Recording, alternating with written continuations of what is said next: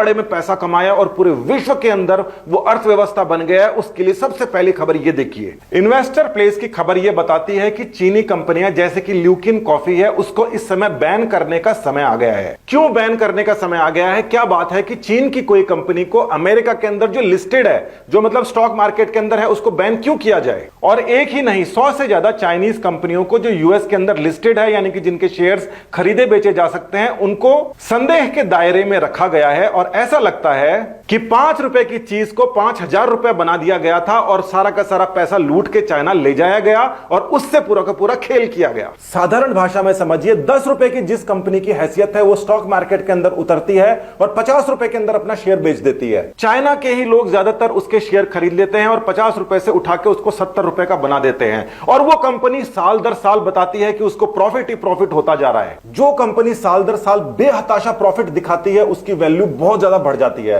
और इतने बढ़ जाते हैं कि उसके जो शेयर्स हैं आसमान छूने लगते हैं। यानी 10 रुपए की चीज के ऊपर 50 रुपए और लगाए जाते हैं और उसको 500 रुपए का घोषित कर दिया जाता है और शेयर खरीदने वाले जो अमेरिका के जो लोग हैं वो शेयर खरीदने वाले उसको बेहताशा खरीदते हैं, उसके अंदर बहुत पैसा डालते हैं। स्टॉक मार्केट के जानकार ये कहेंगे कि भाई कंपनी का ऑडिट किया जाता है, उसके अंदर पता लग जाता है कि इस प्रकार से फर्जीवाड़े में उसका प्रॉफिट नहीं दिखाया जा सकता। यह खबर देखिए, डोनाल्ड ट्रंप ने कहा कि हम चीनी कंपनियों का ऑडिट करेंगे। ऑडिट करने का मतलब होता है रिकॉर्ड चेक करते हैं और देखते हैं कि सही में इसको मुनाफा हुआ है या 10 रुपए की चीज का शेयर को 500 रुपए बना के बेचा जा रहा है। और आप ये जानकर हैरान हो जाओगे कि चीनी कंपनियों का ऑडिट कोई दूसरी कंपनियां या दूसरे देश कर ही नहीं सकते।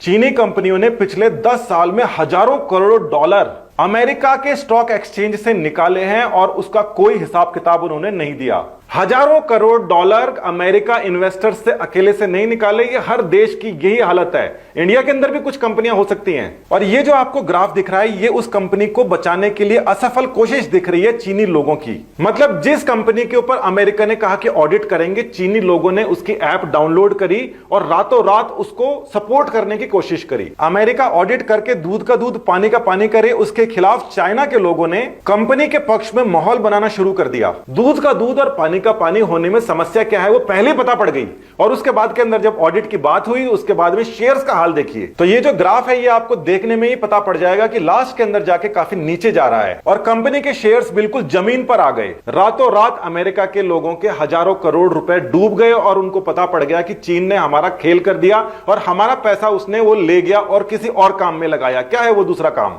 ये खबर देखिए, इंडिया के अंदर चीनी पैसा बाहर से आके यहां पे इंटरफेयर नहीं करे, इसके लिए हम एक पॉलिसी लेके आए। आपको पता है कि इंडिया के एक बैंक की 1% भागीदारी चीनी ने रातों रात खरीद ली थी और उसके बाद में एक डिसीजन लगाया गया और इसको देख के चाइना पूरा का पूरा गुस्से में आ गया। मगर इंडिया में ये बिल्कुल फाइनल हो गया, बाहर से पैसा आएगा, खासकर चाइना से, तो 15 दिन की उसको परमिशन लेनी पड़ेगी अगर कोई बड़ी डील होती है तो। यहां पर बात यह समझ जाइए कि कोई कंपनी हो चाहे कोई देश, उसके अंदर जितना ज्यादा जिसका पैसा हो जाएगा वो उसका उतना बड़ा मालिक बनता जाता है और उसके बाद के अंदर जो डायरेक्टर्स होते हैं उनको इन्फ्लुएंस करके जो डिसीजन है वो चाइना के हिसाब से लेने शुरू हो जाते हैं। बेईमानी से कमाई इस पैसे ने अफ्रीका की तो हालत ही खराब कर दी है। वहां की क्या हालत है, अफ्रीका की ही खबर देखिए। और वो कहते हैं कि केवल हमारे पास में पैसा ही नहीं आया चाइना का, बल्कि उसके भी बड़ा हमारे साथ खेल हो चुका है। वर्ल्ड बैंक सबसे बड़ी संस्था होती है, वो बहुत सारा लोन देता है, मगर उससे भी ज्यादा लोन दे दिया है चाइना ने। लोन यानी कि कर्ज। यहां देखा जा सकता है कि अफ्रीका के अंदर बच्चा जब पैदा होता है तो उसके ऊपर 50,000 रुपए तक की उधारी होती है चाइना की। अफ्रीकन कंट्रीज के पास में इतना ज्यादा लोन दे दिया गया है कि वहां पे वो वापस कर ही नहीं सकते। वो एक तरीके से गुलाम हो गए हैं चाइना की पॉलिसीज के। वहां की पॉलिटिक्स में और वहां की जो कंट्री हैं उनके रोल, यूनाइटेड नेशंस हो या WHO हो, वहां पर सीधे तौर पर प्रभावित होते हैं। वो चाइना के पक्ष में जाते हैं। ये तो आप जानते हो कि जैसे इराक में युद्ध हुआ था या कहीं कहीं पर भी हुआ था, वहां पे यूनाइटेड नेशन बैठ के फैसला करता था और उसके खिलाफ काम हो जाया करता था। यूनाइटेड नेशन के अंदर जो काम होता था वो वोट्स के जरिए होता था।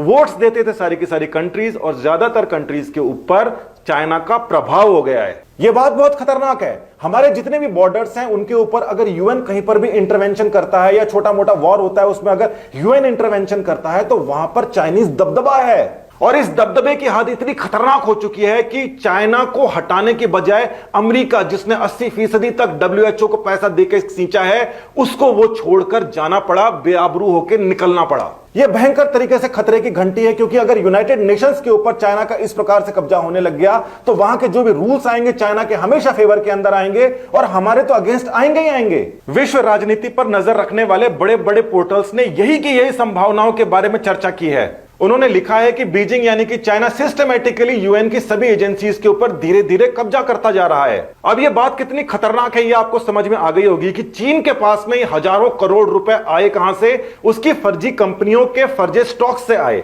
और वो लगे कहां पर, वो दूसरे देशों को लोन देने के अंदर लगे। ये जो लोन वाला सिलसिला है इसको चाइना बहुत ही बेशर्मी से इस्तेमाल करता है। उसने जब जब यूएन की वोटिंग हुई है उसमें वोट डलने के बाद उन अफ्रीकन कंपनीज के कभी 50 मिलियन माफ कर देता है, कभी 60 मिलियन माफ कर देता है। इस प्रकार से उनके ऊपर रोज दबाव बनाता रहता है। अपने WHO के जो चीफ हैं टेड्रोस हैं, वो भी अफ्रीकन कंट्री से आते हैं और उनकी जो कंट्री है उसके ऊपर भी इतना ज्यादा डेब्ट है कि वो चीन के खिलाफ जा ही नहीं सकते। हर एक संस्था के अंदर ना सिर्फ चीन के कई सारे लोग वहां पर महत्वपूर्ण पोजीशन पे हैं, बल्कि वहां पर धीरे धीरे जो बाकी जो लोग फंसे हुए हैं, जो बचे हुए हैं, उनको भी कैसे ना कैसे पैसा देकर, दबाव देकर, कैसे ना कैसे अपने हक के अंदर चाइना करता जा रहा है। WHO से अमेरिका का बाहर निकलना एक प्रकार से इंडिया के लिए फायदेमंद इसलिए है क्योंकि ये जो यूनाइटेड एजेंसीज हैं जिनके ऊपर स्ट्रेटेजिकली चीन ने कब्जा किया है, कम्युनिस्ट पार्टीज ने कब्जा किया है, वहां पे उनके पास में अगर डिसीजन पावर नहीं होगी तो वो डिसीजन हमारे ऊपर थोपा नहीं जा सकता। देखा जाए तो सेकेंड वर्ल्ड वॉर के बाद के अंदर जो एक विश्व की कल्पना की गई थी, जिसके अंदर मध्यस्थता करने की बात की गई थी, उस मध्यस्थता को अब सीधे तौर के ऊपर चाइना प्रभावित कर रहा है और उस प्रभाव को कम करने के लिए उन एजेंसीज की ताकत को तोड़ने का यह एक स्टेप हो सकता है। पैसा किसी के पास है, पावर किसी के पास है और साथ ही वो में हद लेवल तक बेशर्म है। ऐसे अगर किसी के पास में पावर आ जाती है, वो पावर का मिसयूज करता है, वो अपने खुद के लोगों के ऊपर करता है, बाकियों की तो सुनता ही नहीं है। चाइना बॉर्डर के ऊपर जो डिस्प्यूट अभी हाल ही में हुआ था उसके अंदर चाइना ने अपने पांव पीछे खींचे और उसका भी एक कारण है। उसका कारण क्या है कि इंडिया के अंदर भी बहुत सारे चाइना का प्रोडक्ट है। वो चाइना का जो प्रोडक्ट है वो प्राइवेट कंपनीज का नहीं है, वहां पर कोई प्राइवेट और कोई सरकारी कंपनी होती ही नहीं है। जो भी चीज आप प्रोडक्ट चाइना का खरीद रहे हो वो चाइना की सरकार की या उसकी कम्युनिस्ट पार्टी की ही है। थोड़ा सा डरा के, थोड़ा सा धमका के भारत को डराने की कोशिश करी, मगर ऐसा हुआ नहीं, उल्टा हो गया। इफेक्ट पूरे सोशल मीडिया पे ड्राइव चल गई है और उसके बाद के अंदर जो प्रोडक्ट्स हैं, चाइना के प्रोडक्ट्स हैं, उसके पीछे सारे के सारे हाथ धो के पड़ गए हैं, इसीलिए चाइना पीछे हटा है और कोई कारण नहीं है इसका।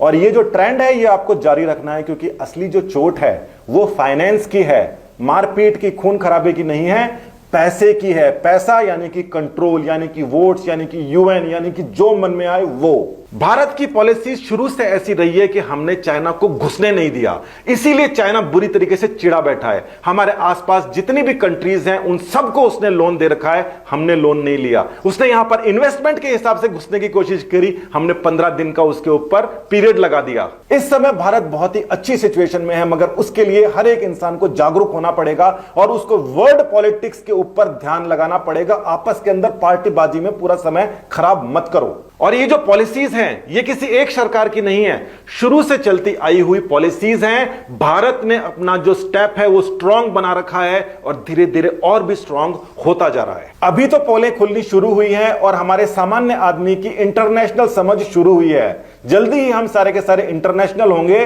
और हमारे को ये होना ही पड़ेगा, पीछे हम नहीं जा सकते। पोल खोल जारी रहेगी, आप भी जुड़े रहिए मेरे साथ। धन्यवाद, जय हिंद।